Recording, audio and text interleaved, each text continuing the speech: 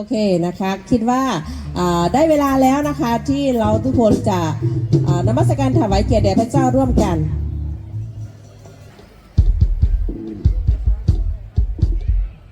ฮัลโหลเกอะไรเก้สักคือสามีคือมาไปอยู่กับจีสกอร์ดีหมอเนาะไปอยู่กับจีแบบรอดีแบบแต่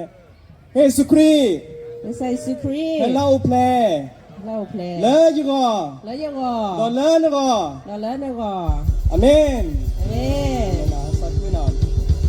ช่วงแต่จะพาดูกันหน่อยสักชีวิตเชื่อเนาะ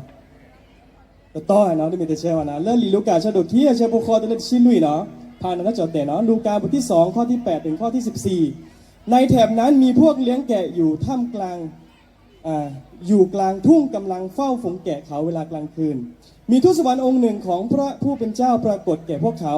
และพระรัศมีขององค์พระผู้เป็นเจ้าส่องล้อมรอบเขาและเขากลัวนัก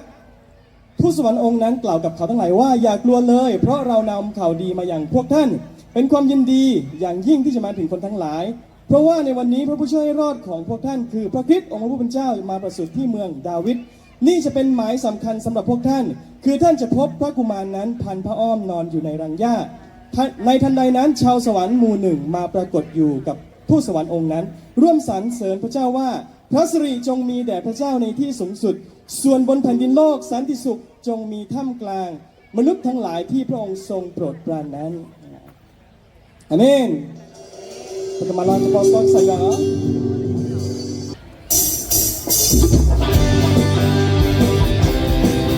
Dan sini masuk bisa ya sekolah.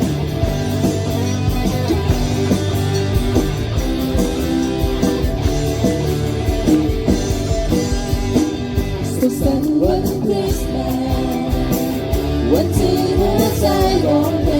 งกับแค่เสียงเพลงในความรักให้ความหวังของความหวัง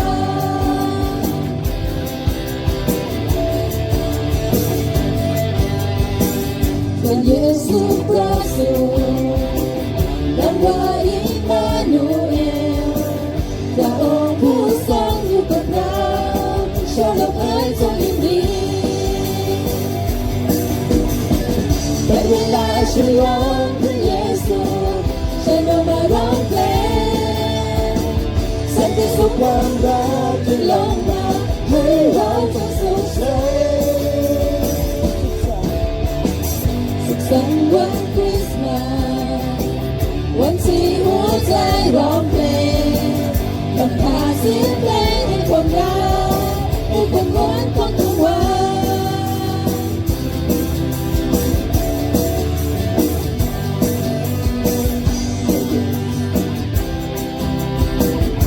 ว่าอิมมานูเอล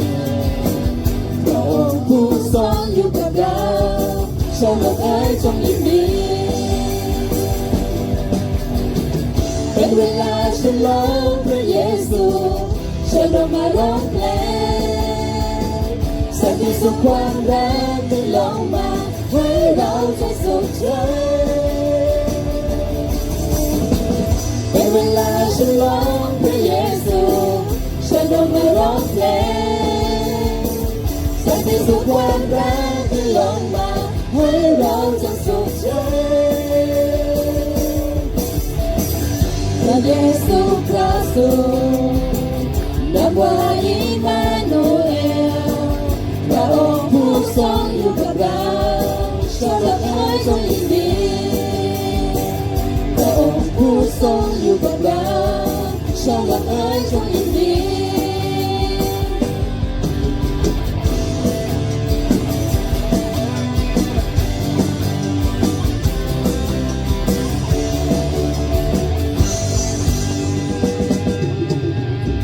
เมนฮาเลลูยาภาษาคือขอบพระเลิกให้สุครีให้เราเพลเลอร์ป่ะเรามีความชื่นชมยินดีนะครับที่พระเยซูคริสต์ได้ลงมาประสูติเพื่อเรานะครับในวันคริสต์มาสแห่งนี้นะครับในวันคริสต์มาสนี้นะครับเรามาที่นี่เรามาเฉลิมฉลองการประสูติของพระเยซูคริสต์เนาะดังนั้นอยากให้พี่น้องทุกคนที่จะชื่นชมยินดีแล้วก็ร่วมกันนมัสการพระเจ้ากับเราในค่ำคืนวันนี้นะครับขอพี่น้องทุกคนที่จะลุกขึ้นนะครับเราจะเข้าสู่การนมัสการพระเจ้าด้วยบทเพลงต่อไปนะครับพระชนะคำของพระเจ้านะครับในสดุดีบทที่ 66นะครับข้อที่1ถึงข้อที่4ได้กล่าวไว้ว่าแผ่นดินโลกทั้งสิ้นเอ๋ยจงโห่ร้องด้วยความชื่นบานถวายแด่พระเจ้า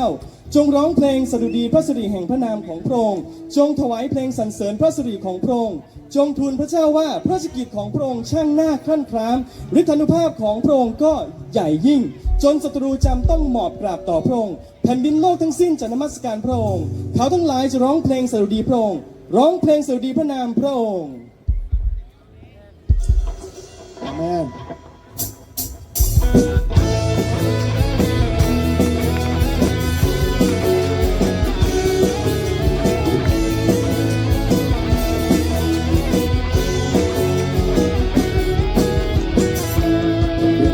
ร้องเพลงเพลง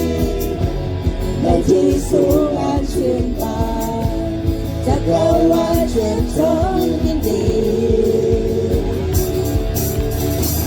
พระสิริของพระองค์ปกครองอยู่เหนือโลกาเรายกย่องพระนามพระองค์เราสรรเสริญถึงความยิ่งใหญ่ไม่มีใครจะสิ่งใดเท่าเทียมพระองค์ผู้ทรงฤทธิ์เกรียงไกรทรงยุติธรรมเราทรงยุติธรรมทรงรอบรู้ในทุกอย่างพระปัญญาเหนือความเข้าใจด้วยอำนาจของพระองค์ปกครองอยู่เหนือโลกาเรายกย่องพระนามพระองค์เราสรรเสริญถึงความยิ่งใหญ่ไม่มีใครจะสิ่งใดเท่าเทียมพระองค์ผู้ทรงฤทธิ์เกรียงไกร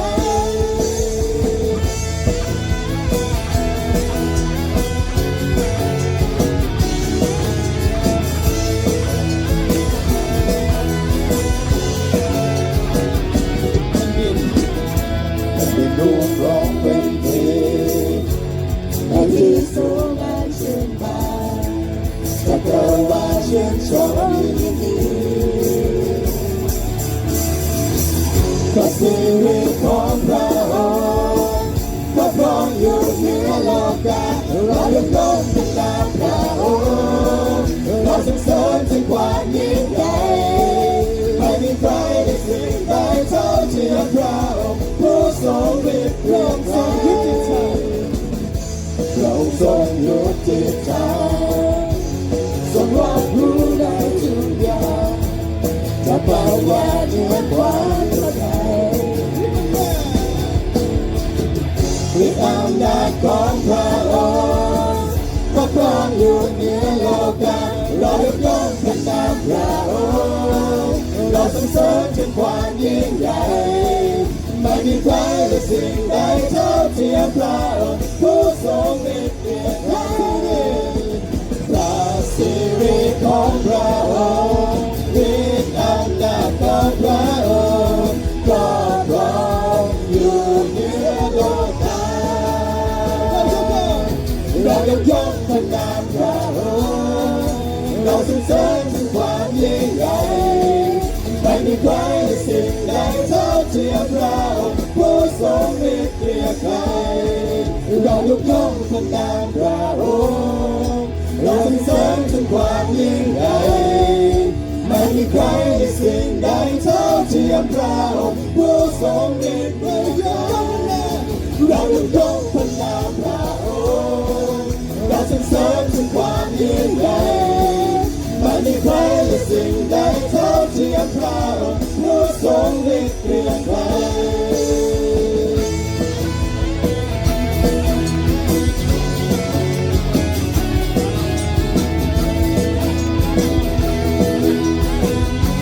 เลี้ยวเพลิงลุกถูกดังเพลงด้วยของพระองค์ เดินดูคุณดังการเมฆของพระองค์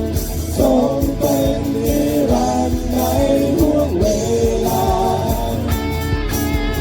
เสียงดังมากลายฟังใต้เสียงของพระองค์แสงอาทิตย์กล้าจุดดังพระภาคของพระองค์พระสิริ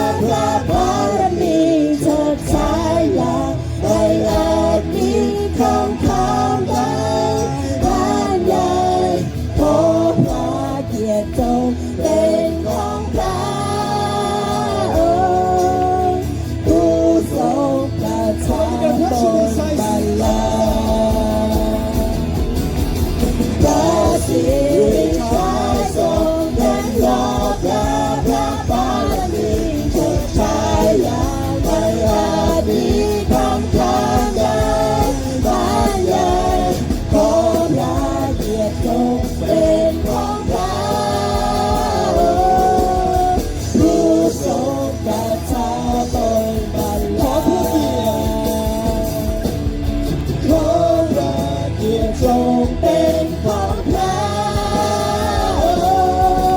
ผู้ทรงประทานบนบัลลังก์ผู้ทรงประทานบนบัลลังก์ผู้ทรงประทานบนบัลลังก์สาธุการพระนาม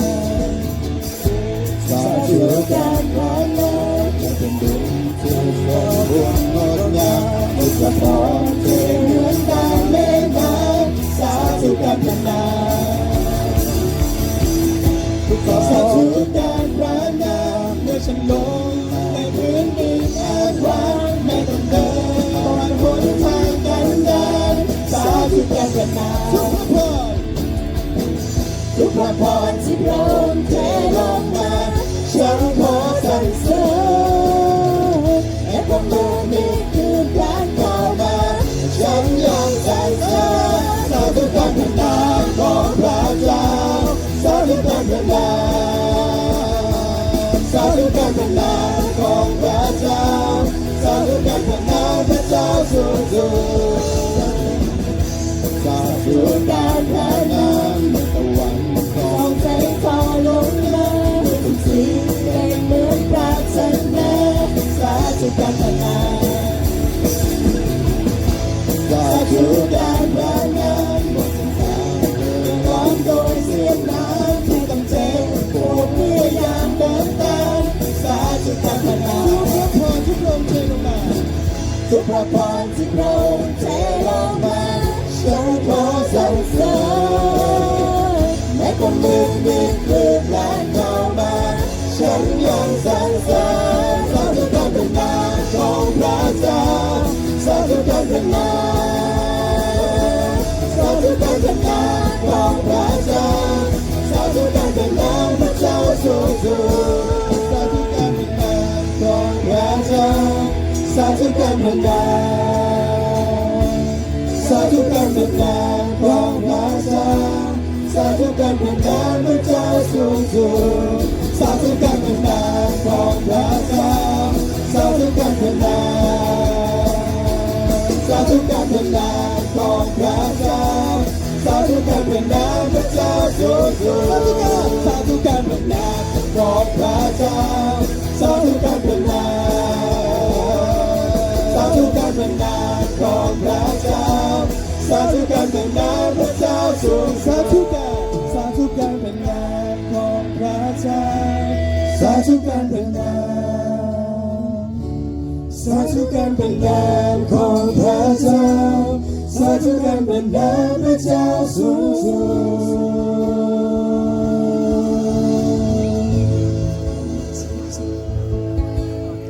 ใน1 ยอห์นบทที่4ข้อที่9ถึงข้อที่12ได้บอกไว้ว่าความรักของพระเจ้าก็เป็นที่ประจักษ์แก่เราโดยข้อนี้คือพระเจ้าทรงใช้พระบุตรองค์เดียวของพระองค์เข้ามาในโลกเพื่อเราจะได้ดำรงชีวิตโดยพระบุตรความรักที่พระเจ้าพูดถึงนี้ไม่ใช่ที่เรารักพระเจ้าแต่ที่พระองค์ทรงรักเราและทรงใช้พระบุตรของพระองค์มาเพื่อเป็นเครื่องบูชาลบล้างบาปของเราท่านที่รักทั้งหลายถ้าพระเจ้าทรงรักเราอย่างนั้นเราก็ควรจะรักกันและกันด้วยไม่มีใครเคยเห็นพระเจ้าถ้าเรารักกันและกันพระเจ้าก็สถิตอยู่ในเราและความรักของพระองค์ก็สมบูรณ์อยู่ในเราความรักของพระเจ้าเป็นความรักที่เที่ยงแท้ที่สำแดงออกมาโดยองค์พระเยซูคริสต์ที่ลงมาบังเกิดเพื่อเรา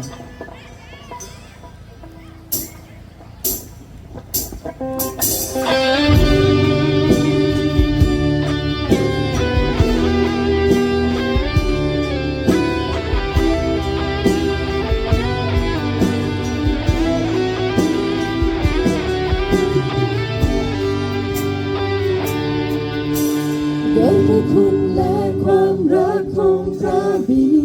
ดาจะให้ข้าร้องสรรเสริญนมัสการความรักนั้นมันคงตราบนิรันดร์ไม่ทำให้เสียใจทรงสัตย์ซื่อตลอดเวลาทรงไม่เคยซ้ำเติมหัวใจที่ช้ำตรง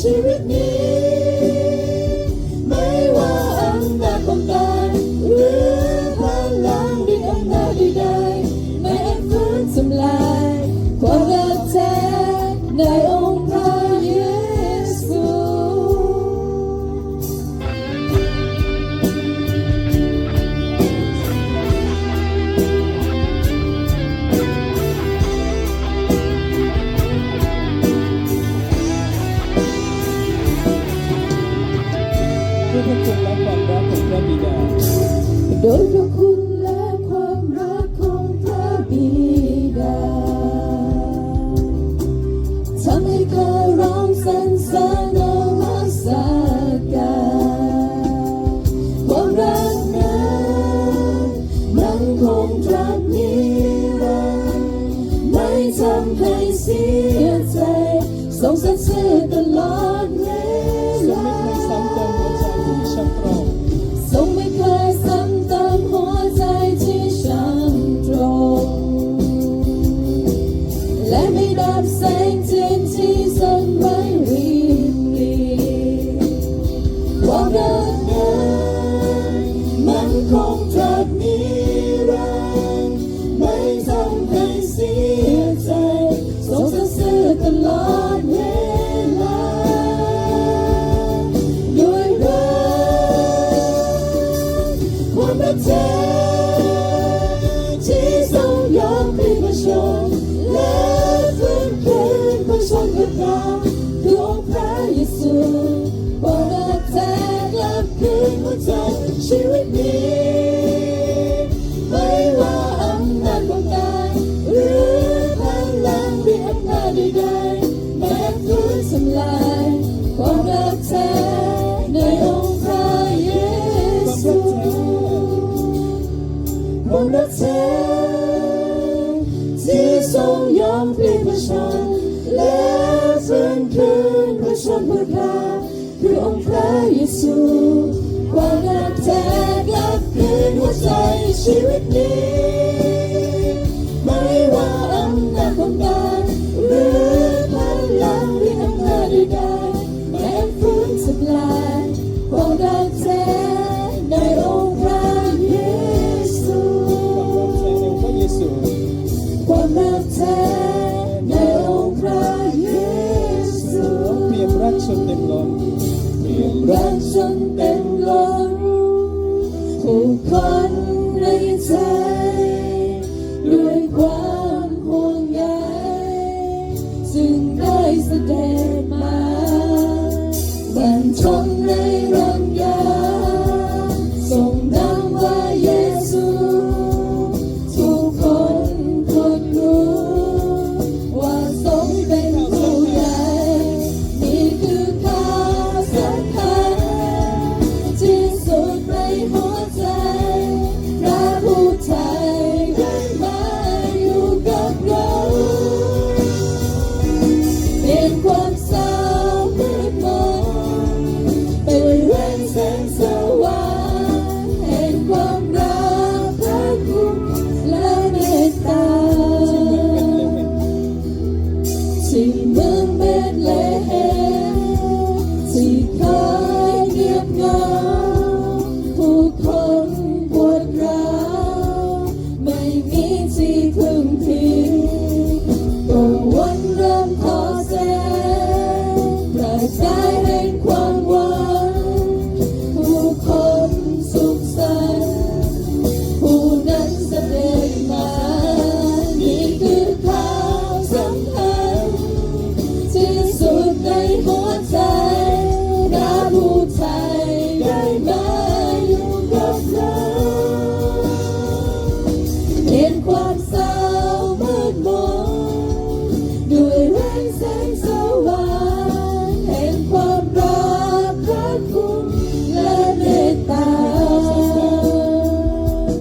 นี่คือข่าวสำคัญที่สุดในหัวใจพระผู้ไทยได้มาอยู่กับเราเปลี่ยนความเศร้ามืดมนด้วยแรงแสงสว่างแห่งความรักพระคุณและเมตตาแห่งความรักพระคุณและเมตตา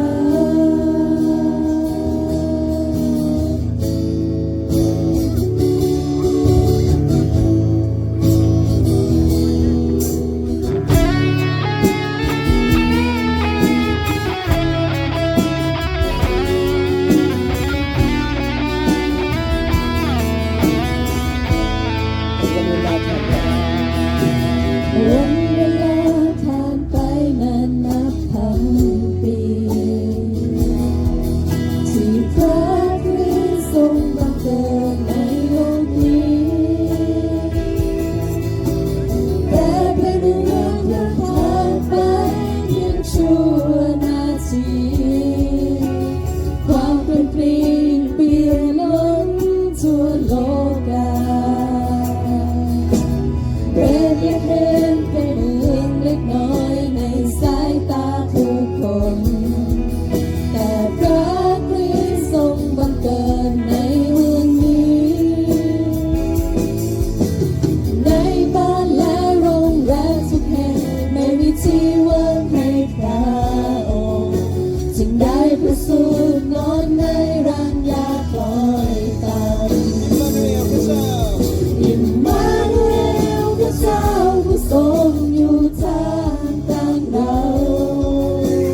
เป็นนามที่ไพเราะและมีความหมายเป็นนามขององค์พระบุตรผู้ทรงมาไถ่มนุษย์ผู้ที่ยินดีและวางใจในพระองค์ ที่นอนนุ่ม ฉันมันบนที่นอนนุ่มๆอุ่นสบายทรงนั้นลืมพระบุตรสิ่งบนเรือนยาในคืนนี้ฉันนอนอยู่ในห้องที่แสนอบอุ่นให้นึกถึงน้อยนอนหนาวเย็นกา ๆแต่พระองค์ทรงเป็นพระเจ้าที่ยิ่งใหญ่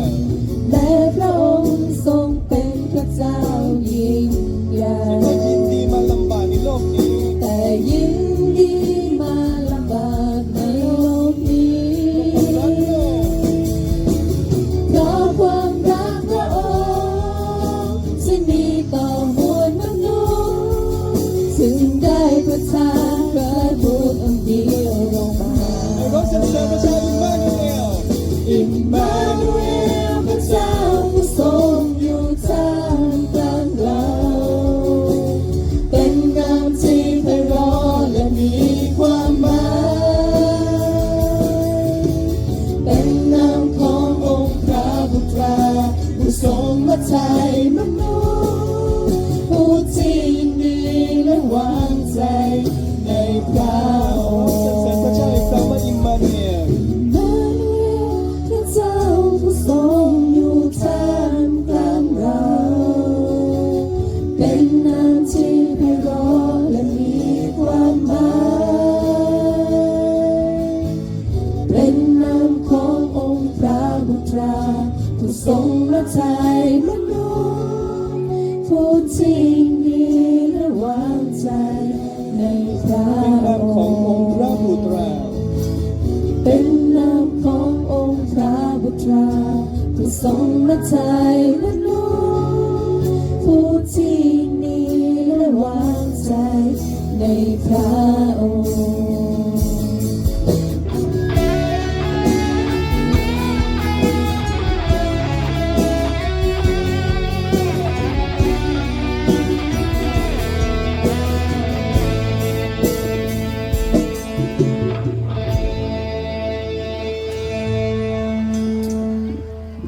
อาเมนขอพระเจ้าได้รับเกียรติสูงสุดในชีวิตของเราทุกๆคนฮาเลลูยาขอเราตบมือสรรเสริญพระเจ้าด้วยกันครับ